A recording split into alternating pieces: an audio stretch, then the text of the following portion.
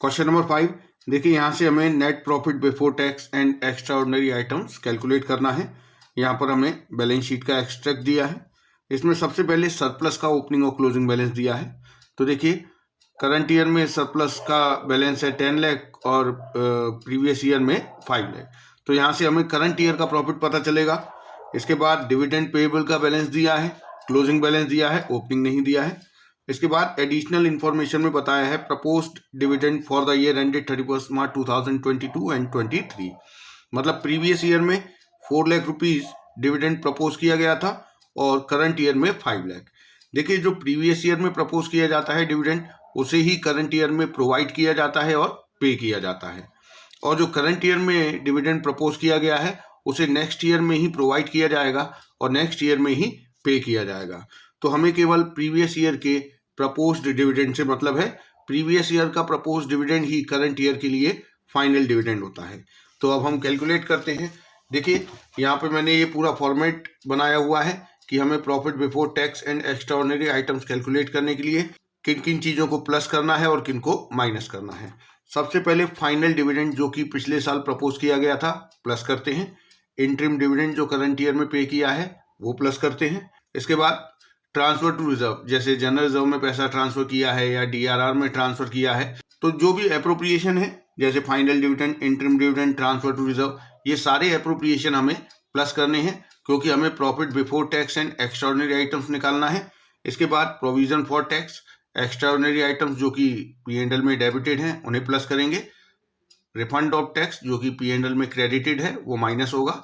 Extraordinary item भी जो कि पी&एल में क्रेडिटेड है उसे माइनस करेंगे। तो यहाँ से हमें इस तरीके से profit before tax and extraordinary items पता चलता है। तो ये चीज़ें हमें याद रखनी है कि 5 चीज़ें प्लस करेंगे और 2 चीज़ें माइनस करेंगे। अब इस क्वेश्चन के हिसाब से सबसे पहले हम प्रॉफिट निकाल देंगे। प्रॉफिट जो हम निकालेंगे एज पर सरप्लस, जो सरप्लस अकाउंट का ओपनिंग और क्लोजिंग बैलेंस दिया है, तो क्लोजिंग बैलेंस 10 लाख है और ओपनिंग बैलेंस है 5 लाख। इसका मतलब करंट ईयर का प्रॉफिट है 5 लाख रुपीज। अब हमें जो क्वेश्चन में इनमें से जो जो दिया होगा उसे हम प्लस माइनस करेंगे। तो सबसे पहले फाइनल डिविडेंड। अब यहाँ पे क्वेश्चन में बताया है कि प्रीवियस ईयर में 4 लाख रुपए डिविडेंड प्रपोज किया गया था, तो वो डिविडेंड हम यहाँ पर प्लस कर देंगे। देखिए, 4 लाख रुपए डिविडेंड प्रपोज किया है प्रीवियस ईयर में, तो करंट ईयर में पूरा 4 लाख रुपए डिविडेंड प्रोवाइड किया जाएगा। मतलब सरप्लस अकाउंट में से पूरा 4 लाख रुपए डीआर होगा, लेकिन पेमेंट करते समय इसे हम फाइनेंसिंग एक्टिविटी में से माइनस करेंगे, केवल उतना डिविडेंड जो कि पे किया गया है। तो अब यहाँ पर जैसे ये डिविडेंड पेएबल की इंफॉर्मेशन दी है, इसका हमें क्या करना है। देखिए, डिविडेंड पेएबल प्रीवियस ईयर में कुछ भी नहीं है, करंट ईयर में 50,000 है। It means 50,000 dividend current year में पे होने से रह गया है, आउटस्टैंडिंग है। तो 4 लाख रुपए का डिविडेंड हमने इस साल प्रोवाइड किया है, लेकिन उसमें से 50,000 रुपये पे नहीं किया है। इट मीन 3,50,000 रुपये करंट ईयर में डिविडेंड पे हुआ है। तो फाइनेंसिंग एक्टिविटी में 3,50,000 रुपये डिविडेंड पेड माइनस किया जाएगा, लेकिन profit before tax and extraordinary item निकालते समय उतना ही डिविडेंड प्लस किया जाता है जो प्रोवाइड किया गया है। तो प्रोवाइड पूरा 4 लाख किया गया होगा, इसलिए हम 4 लाख प्लस करेंगे। इसके अलावा यहाँ पर interim dividend, transfer to reserve या ऐसी कोई भी इंफॉर्मेशन नहीं दी हुई है इनमें से, तो यही हमारा आंसर हो जाएगा 9 लाख रुपीज। ये आ गया हमारा profit before tax and extraordinary items. तो ये हमारा क्वेश्चन नंबर 5 हो गया। अब हम करेंगे question number 6। Following is the extract from the balance sheet of mercury limited. तो यहाँ देखिए, कंपनी की इक्विटी शेयर कैपिटल की इंफॉर्मेशन दी है। ओपनिंग बैलेंस 8 लाख है, क्लोजिंग बैलेंस भी 8 लाख है, प्रेफरेंस शेयर कैपिटल भी है। इसके अलावा सरप्लस का बैलेंस दिया हुआ है। ओपनिंग बैलेंस 4 लाख है, क्लोजिंग बैलेंस 7,20,000 है। यहाँ से हमें प्रॉफिट पता चलेगा करंट ईयर का, और अनपेड डिविडेंड की भी इंफॉर्मेशन दी है। अब देखिए, proposed dividend on equity shares, पिछले साल कितना प्रपोज किया गया था, 1,60,000, और करंट ईयर में 2 लाख प्रपोज किया है। तो देखिए, करंट ईयर में जो डिविडेंड प्रपोज किया है इसका ट्रीटमेंट नेक्स्ट ईयर में होगा। हम केवल जो पिछले साल प्रपोज किया था उसी को इस साल प्रोवाइड करेंगे और पे करेंगे। इसके अलावा कंपनी ने इंटरिम डिविडेंड भी दिया है इक्विटी शेयर होल्डर्स को। अब एक बात आपको यहाँ पर समझनी है कि यहाँ पर कंपनी ने इक्विटी को तो डिविडेंड दिया है, फाइनल भी दिया है और इंटरिम भी दिया है, लेकिन प्रेफरेंस पर डिविडेंड देने की कोई इन्फॉर्मेशन नहीं है। देखिए, प्रेफरेंस को जो डिविडेंड दिया जाता है वो इक्विटी से पहले दिया जाता है। अगर आपको क्वेश्चन में इक्विटी को डिविडेंड देने की इन्फॉर्मेशन दी है, चाहे वो फाइनल डिविडेंड हो या इंटरिम डिविडेंड हो, तो उससे पहले हमें प्रेफरेंस को डिविडेंड देना पड़ेगा। जो उनका परसेंटेज दिया है उससे हम प्रेफरेंस डिविडेंड का कैलकुलेशन कर लेंगे। तो 10% प्रेफरेंशियल डिविडेंड देना है, तो 6 लाख का 10% 60,000 प्रेफरेंस को डिविडेंड दिया जाएगा इक्विटी से पहले। तो सबसे पहले हमें प्रॉफिट लिखना है as per surplus. 7,20,000 closing balance है, 4 लाख ओपनिंग बैलेंस है, तो करंट ईयर का प्रॉफिट हो गया 3,20,000। अब हम इसमें प्लस करते हैं सबसे पहले फाइनल डिविडेंड। अब फाइनल डिविडेंड यहाँ पर दो दिए जाएंगे, एक तो इक्विटी को और एक प्रेफरेंस को। तो इक्विटी की तो इन्फॉर्मेशन दी गई है, प्रेफरेंस का हमें जो परसेंटेज दिया हुआ है प्रेफरेंस शेयर की इन्फॉर्मेशन के साथ, उतना ही परसेंटेज डिविडेंड दिया जाएगा। तो देखिए, प्रेफरेंस शेयर कैपिटल बताई गई है 6 लाख, तो 6 लाख का 10% 60,000 प्रेफरेंस को फाइनल डिविडेंड देंगे और इक्विटी को 1,60,000 जो कि प्रीवियस ईयर में प्रपोज किया गया था। तो 60,000 प्रेफरेंस डिविडेंड है और इक्विटी का डिविडेंड है 1,60,000।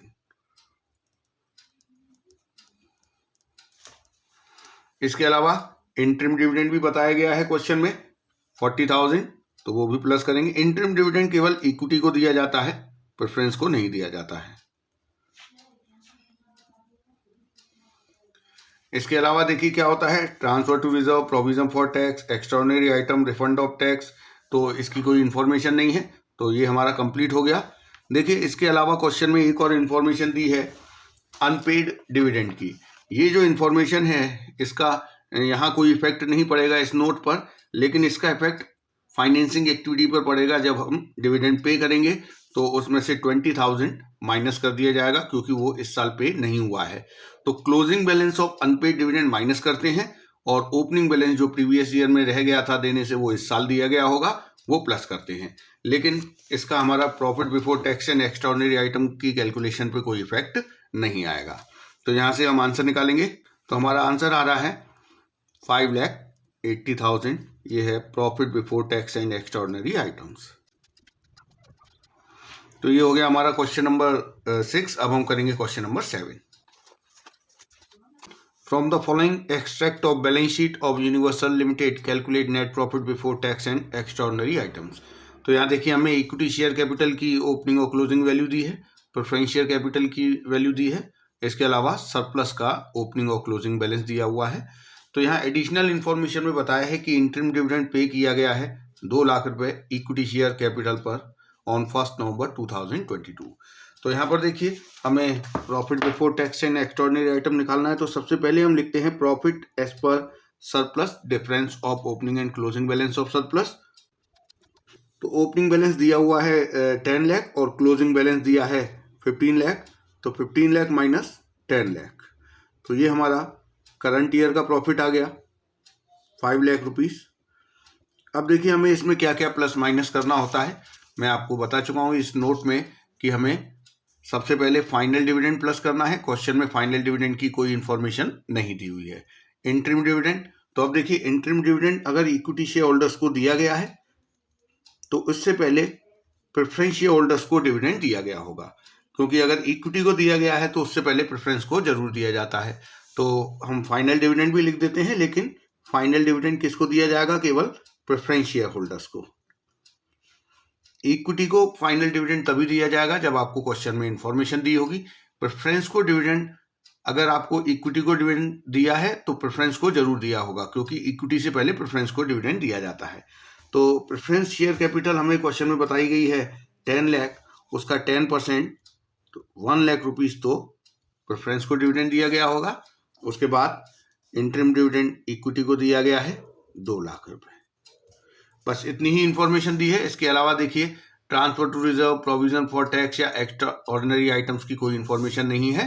तो ये हमारा आंसर आ गया 8 lakh rupees profit before tax and extraordinary items. तो ये हो गया क्वेश्चन नंबर 7।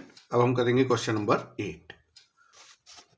देखिए, क्वेश्चन नंबर 8 में हमें बैलेंस शीट दी है, इसमें से हमें profit before tax and extraordinary item calculate करना है तो सबसे पहले हम देखेंगे रिजर्व एंड सरप्लस।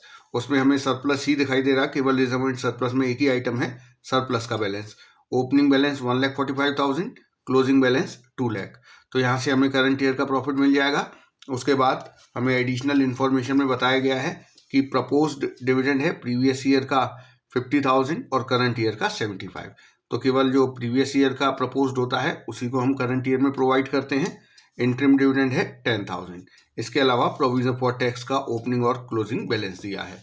तो देखिए सबसे पहले हम लिख देते हैं profit as per surplus. Opening and closing balance of surplus का डिफरेंस करेंगे हम। क्लोजिंग बैलेंस है 2 लाख माइनस ओपनिंग बैलेंस 1,45,000।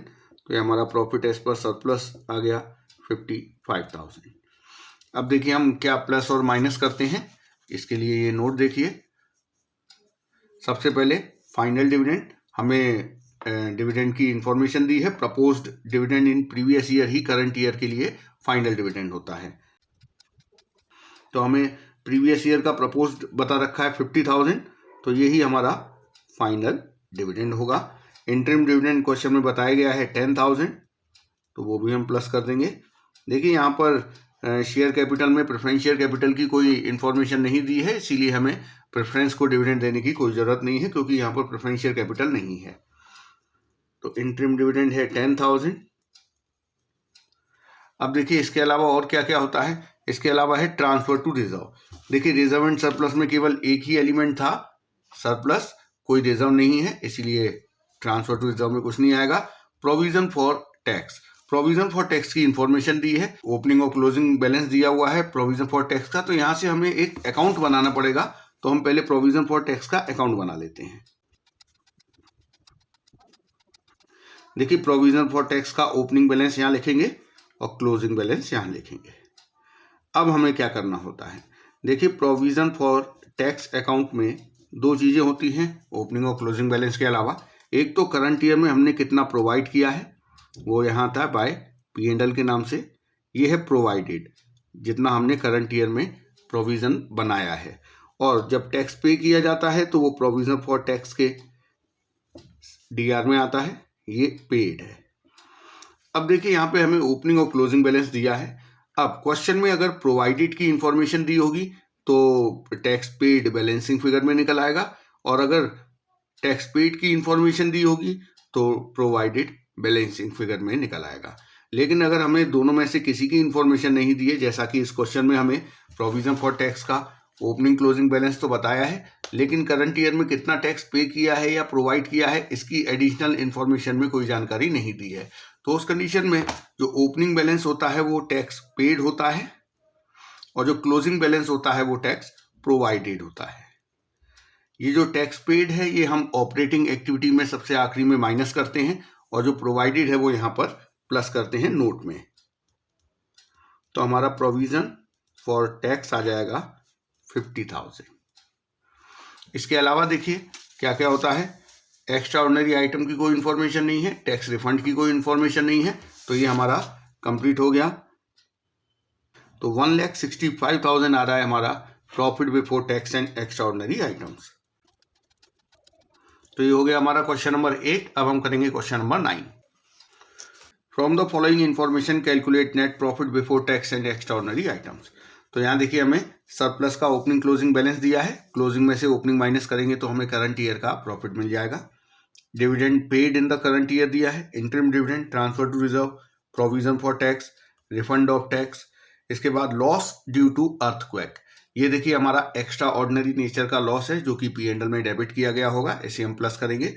और जो insurance proceed from earthquake disaster settlement है, ये हमारा एक्स्ट्रा ऑर्डिनरी इनकम नेचर की इनकम है या गेन है, इसे हम P&L में CR किया गया होगा तो हम इसे माइनस करेंगे। इसके अलावा डिविडेंड पेड ये प्लस होगा, इंटरिम डिविडेंड प्लस होगा, ट्रांसफर टू रिजर्व प्लस होगा, प्रोविजन फॉर टैक्स प्लस होगा, और टैक्स रिफंड माइनस होगा। तो देखिए शुरुआत करते हैं। सबसे पहले हम लिखेंगे प्रॉफिट एज पर सरप्लस। इसके लिए हम क्लोजिंग में से ओपनिंग बैलेंस माइनस करेंगे। क्लोजिंग बैलेंस है 3,36,000 और ओपनिंग बैलेंस है 1 लाख। तो हमारा करंट ईयर का प्रॉफिट आ गया 2,26,000। अब देखिए जैसा हमने नोट बनाया हुआ है, इस नोट में से हम देखते जाएंगे और करते जाएंगे।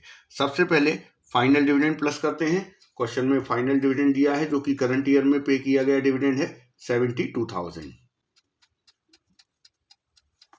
इसके बाद आता है इंटरिम डिविडेंड। इंटरिम डिविडेंड की भी इंफॉर्मेशन दी है 90,000। इसके बाद transfer to reserve. Transfer to reserve बताया गया है 1 लाख। इसके बाद देखिए आता है provision for tax. Provision for tax बताया है 1,50,000।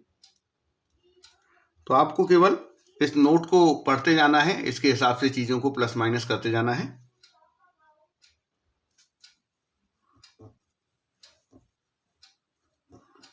इसके बाद आता है एक्स्ट्रा ऑर्डिनरी आइटम। देखिए एक्स्ट्रा ऑर्डिनरी आइटम में प्लस कौन सी चीजें करते हैं, जो पी एंड एल में डेबिट की गई हैं, मतलब एक्स्ट्रा ऑर्डिनरी नेचर का लॉस। तो यहाँ पर जो हमें लॉस हुआ है ड्यू टू अर्थक्वेक वो यहाँ पर प्लस किया जाएगा। अब हम बात करते हैं माइनस क्या करना है। देखिए केवल दो ही चीजें माइनस होती हैं, एक टैक्स रिफंड और एक एक्स्ट्रा ऑर्डिनरी आइटम जो कि पी एंड एल में क्रेडिटेड है। It means extra ordinary nature का जो गेन है या हमारा फायदा है वो माइनस किया जाता है। तो यहाँ पर टैक्स रिफंड बताया गया है 3,000 रुपये, वो हम माइनस कर देंगे।